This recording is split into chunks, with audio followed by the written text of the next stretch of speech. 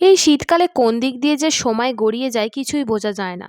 কত তাড়াতাড়ি যেন সময়টা চলে যায়। ইদানিং এতটাই হেয়ার ফল হচ্ছে বলার মতো নয়। অনেকে বলে নাকি মেয়ে যত হাসে তত নাকি চুল ওঠে। আমার মেয়ে তো অনেকই হাসছে, তাহলে কি আমার মাথার সব চুলই উঠে যাবে আর আমি ন্যাড়া হয়ে যাব? না, না, এটা হতে পারে না। তার আগেই আমাকে কিছু একটা করতে হবে। তো তার জন্যে আজকে ভাবলাম আজকে যত যাই হয়ে যাক, যত বেলাই হোক, মাথাতে এই হেয়ার প্যাকটা আমি মাখবই। হেয়ার প্যাক নয় ঠিক, আসলে কয়েকদিন হলো আমি কয়েকটা আমলকি আনিয়েছি। আর সেই আমলকির রসটাই ভেবেছিলাম মাথায় মাখবো। তো তার জন্যে মাথায় মাখতে বসেছিলাম আমলকির রসটা। আর তখনই একটা ডেলিভারি বয়ের কল এলো যে একটা পার্সেল এসেছে। আসলে কিছুদিন আগে আমি একটা ভার্জিন কোকোনাট অয়েলের অর্ডার করেছিলাম। তো সেটাই চলে এসেছে। তো এই যে দেখতেই পাচ্ছ এইটা হলো সেইটা। তো এই কোকোনাট অয়েলটা কিন্তু দেখছো পুরোটা জমে গেছে। ঠান্ডায় যেহেতু নারকেল তেল জমে যায়, ওটাও জমে পুরো সাদা হয়ে গিয়েছে। আর এটা কিন্তু ত্বক, চুল সমস্ত জায়গাতেই ইউজ করা যাবে। তো রাধিকাকে এখানে স্নান-টান করিয়ে আমি দোলনাতে শুইয়ে দিয়েছিলাম। আর ওকে শুইয়ে দিয়ে রোদে একটু এনে রেখেছিলাম। আর ততক্ষণ এই যে আমি এই আমলকির রসটা মাথায় মাখছিলাম। অ্যাকচুয়ালি আমলকির রসের সাথে খানিকটা নারকেল তেল অ্যাড করে দিয়েছিলাম। আর তারপরে ওই কটন বলের সাহায্যে স্ক্যাল্পে লাগাচ্ছিলাম, যাতে হেয়ার ফলটা অন্তত একটু কমে যায়।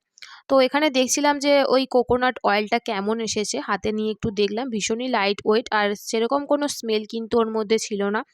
তো যাই হোক ইউজ করে দেখব কেমন এসেছে আর কি। এখানে আমি এখন ওই আমলকির যে রসটা করে রেখেছিলাম সেটা পুরো চুলের মধ্যে এখন লাগিয়ে নিয়েছি। আর রাধিকা দেখলাম ভীষণই কান্না করছে। তো ওকে আবার কোলে নিয়ে নিলাম। তারপরে ওকে কোলে শুইয়েই এখন আমি মাখছি। কারণ ও এখন দোলনার মধ্যে একদমই থাকবে না। তো অনেকটা বেলা হয়ে গিয়েছে। তো এটা মেখে আমি খানিকক্ষণ রেখে আবার আমাকে শ্যাম্পু করতে হবে। এই শীতকালের হচ্ছে এটাই সমস্যা, কোথা দিয়ে যে সময় গড়িয়ে যায় কিছুই বোঝা যায় না। আমলকির রসটা মাখার ভেবেছিলাম ১ ঘন্টা পরেই স্নান করব, কিন্তু ১ ঘন্টা আর হয়নি। ওই মোটামুটি আধ ঘন্টার পরেই আমি শ্যাম্পু করে নিয়েছি।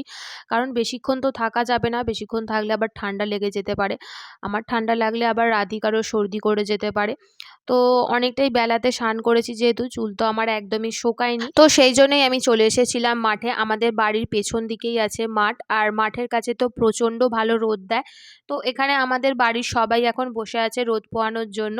আর আমিও চলে এলাম। আমার এখানে চুলটাও শুকিয়ে গেছে মোটামুটি।